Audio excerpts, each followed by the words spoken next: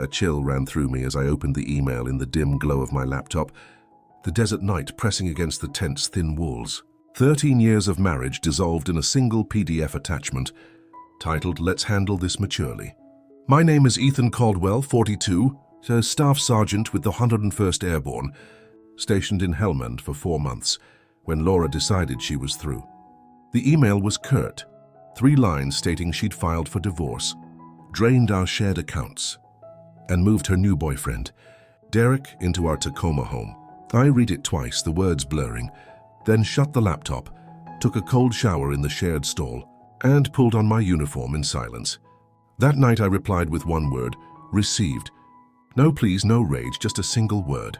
My bunkmate Carter sensed the shift. "You okay, man?" he asked, eyes on his worn paperback. "Yeah, just home stuff," I muttered. He nodded, knowing better than to push. Soldiers learn when to let things lie.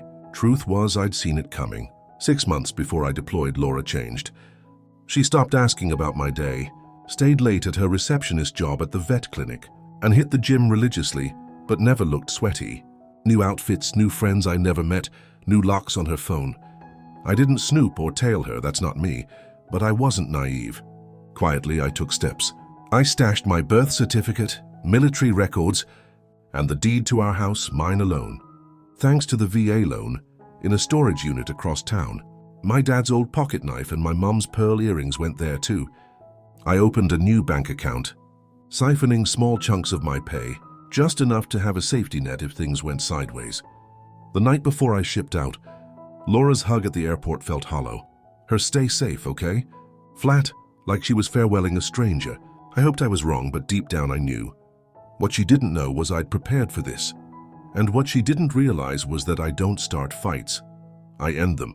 I met Laura at a backyard cookout in 2011, hosted by my buddy Mark in Tacoma. I was between tours. She was wrapping up vet tech training, but took a desk job at a clinic. Instead, less pressure, she said. We married 9 months later. She claimed she admired my service, but it never clicked for her. Her dad sold insurance. Her sister taught yoga. No military in their blood. She'd ask when I'd get a normal job, not grasping that after 16 years, the army was my life, not a pit stop. We bought our house in 2015, modest, 3 bedrooms, a fenced yard, quiet street. The VA loan kept my name on the mortgage, but I added her to the deed because that's what you do when you're married, you share. My dad passed from a stroke in 2016, mid-golf swing. My mum followed 2 years later. Breast cancer, though she'd always been healthy. They left me enough to clear our debts and sock away a small buffer. I deployed 4 times during our marriage, Syria, Afghanistan, twice each. Each homecoming, Laura seemed further away, like she was acting a part she'd tired of. I didn't sign up to be a soldier's wife. She said once when I mentioned re-enlisting, "I'm sick of being alone." I got it, but the army was where I fit, where I mattered. By 2020, the cracks widened. Laura got snappy when I called during her book club nights, praised her friend Tara's liberated life post-divorce, and hinted we had nothing left in common. I suggested therapy. She brushed it off as a phase. Then came the late shifts, the weekend trips with friends I'd never heard of, the designer jeans, the yoga studio she barely visited. I should have called her out, but that's not my way. My dad taught me to think first, act second. So I observed and I planned, because my instincts screamed trouble was brewing, and in my world you trust your gut. 2 weeks after the divorce email, I was in the chow hall when my phone pinged a bank alert. Another withdrawal, $92,000, nearly our entire joint account. I stared at the screen, fork frozen mid-air. Balanced 1984, our $50,000 savings, gone, wired to an unfamiliar account. My buddy Riley glanced over. "Trouble?" I pocketed my phone. "Just bank nonsense." That night I called the bank from the base's secure line. Laura had been siphoning money for weeks, small sums, then big ones starting the day I deployed. I hung up, standing in the hall as soldiers around me FaceTimed their families, their voices warm with normalcy, while mine crumbled. Carter found me there. "Heard you looked spooked at chow," he said. "What's going on?" I don't open up easily, but Carter had saved my ass in Helmand once. I trusted him. Laura cleaned out our accounts, moved her boyfriend into our house, and sent divorce papers during patrol. He didn't offer platitudes, just asked, "What's your move?" "Not sure yet," I said. He nodded. "Let me know if you need me." Sleep wouldn't come that night. I logged into our home security system. Laura probably forgot I could access it from anywhere. The feed showed a stranger's pickup in our driveway, a guy I didn't know walking our dog, drinking from my favorite mug, wearing my Tacoma Rainiers cap. Laura was there, laughing in the kitchen I'd retiled last leave. Something hardened in me, not rage, but clarity, cold and sharp. I closed the laptop and made a list. Call my old squad mate turned lawyer, Alex. Review VA loan terms. Request emergency leave. Check my pension accounts. Dig into Laura's refinance mention from last year. No sadness, no anger, just focus like prepping for a mission. At 04:30, I emailed Alex. Legal issue, urgent, discreet. His reply hit an hour later. Call me, secure line. After our talk, my path was clear. No shouting, no threats, just patience, observation, and letting Laura's choices build her own cage. 2 months later, I landed stateside without telling. Laura, I checked into a budget motel in Tacoma under a false name and met Alex at a Greasy Spoon 15 miles out. "You look rough," he said, sliding into the booth.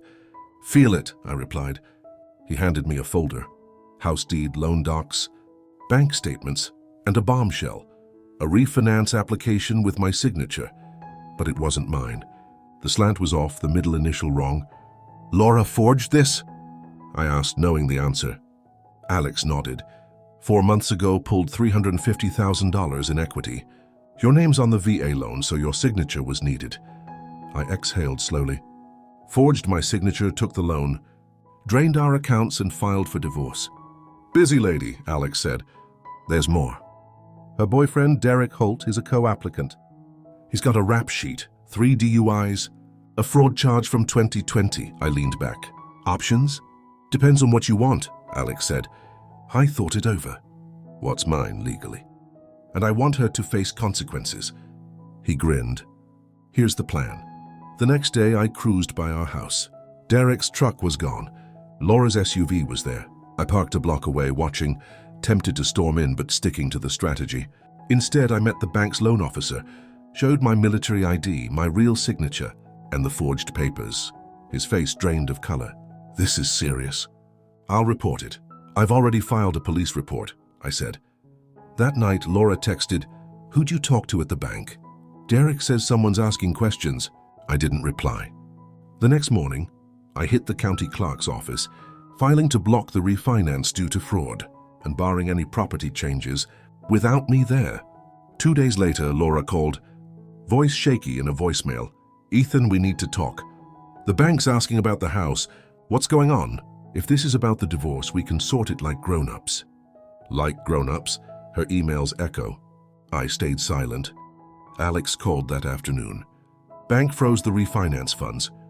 And get this, Derek was driving your truck registered in your name. Got pulled over today. Suspended license from those DUIs. Truck's impounded. "Good," I said. "There's more." They found prescription pads from Laura's vet clinic in the truck, not blank ones. I pinched the bridge of my nose. "She's stealing scripts?"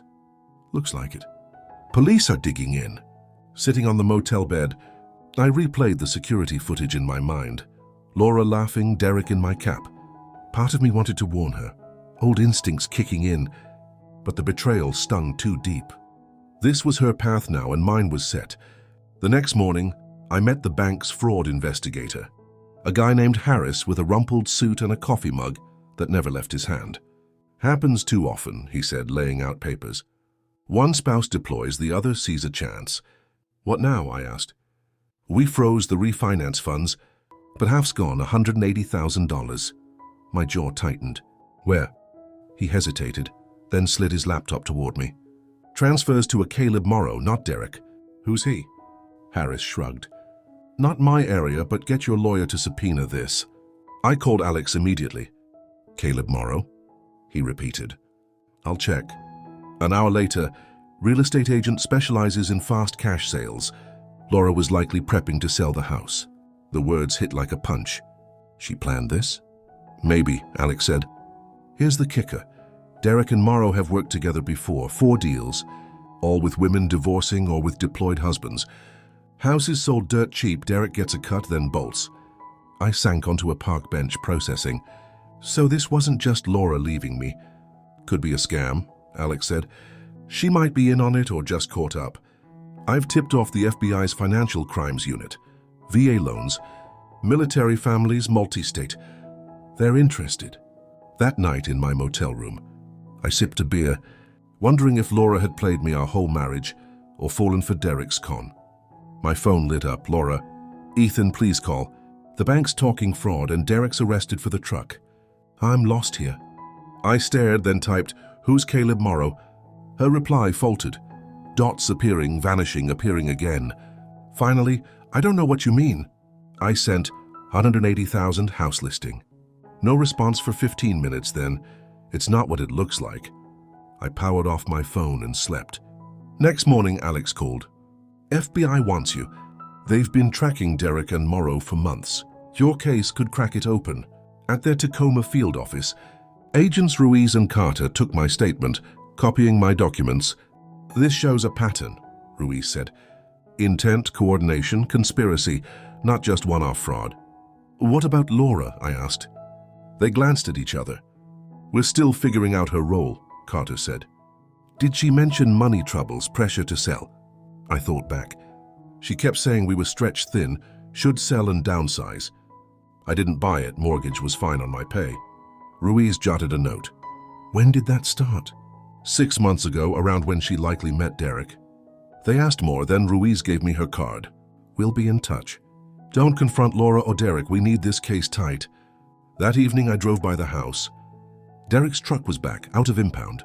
Laura's SUV was gone. My phone pinged, Laura. Meet me at Point Defiance Park tomorrow. We need to talk face to face. I showed Alex at breakfast. Don't go, he said. She's fishing. Let her move. I agreed, but added, while she's at the park, let's watch the house. At 9:30 a.m., we parked across from my place. Laura left at 9:50, heading to the park.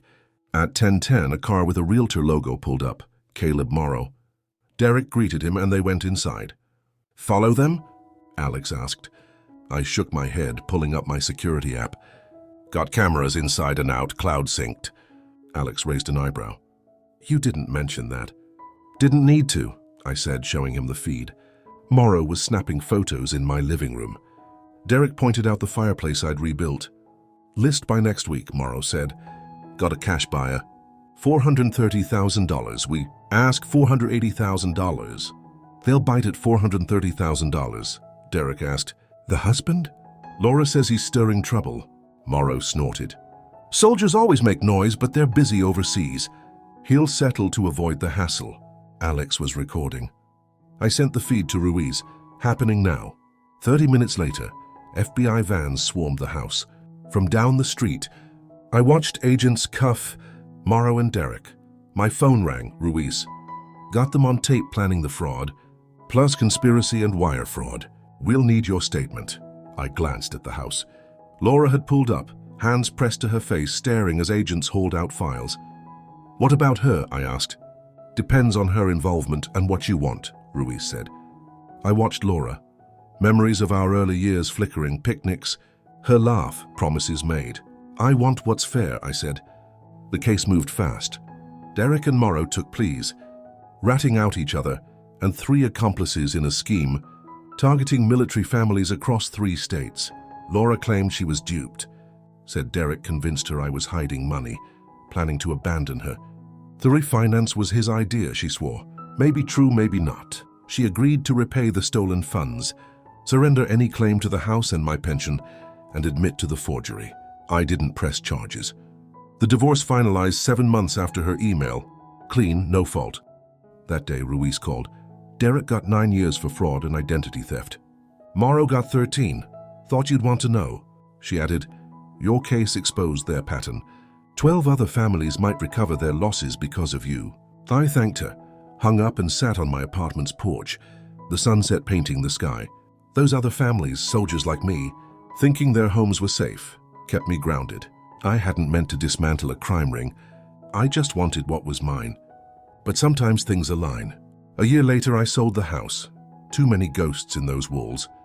With the proceeds, I bought a cabin near Bozeman. Montana, 2 bedrooms, 12 acres, a stream out back, no neighbors. I retired from the Army after 21 years, enough sacrifice. I adopted a Border Collie Ranger and started woodworking for locals, simple jobs that kept me busy. My pension covered the rest. I heard Laura moved to Idaho, back to her roots, working at another vet clinic, rebuilding. I didn't hate her anymore, didn't feel much at all. She'd chosen her path. I'd chosen mine. One night, a letter arrived from a woman in Norfolk, Virginia. Her husband, a Marine, was deployed when Derek and Morrow targeted her. The FBI shared my name as part of the case. "You don't know me," she wrote, "but your fight saved our home. Thank you for standing up when it would have been easier to let go." I read it twice, then tacked it to my fridge. On quiet nights when the past crept in, I'd glance at it, reminded that something good came from the wreckage. Derek and Morrow were still locked up, the system holding firm for once. As for me, I was carving out a new life, one board at a time, something solid, something no one could take.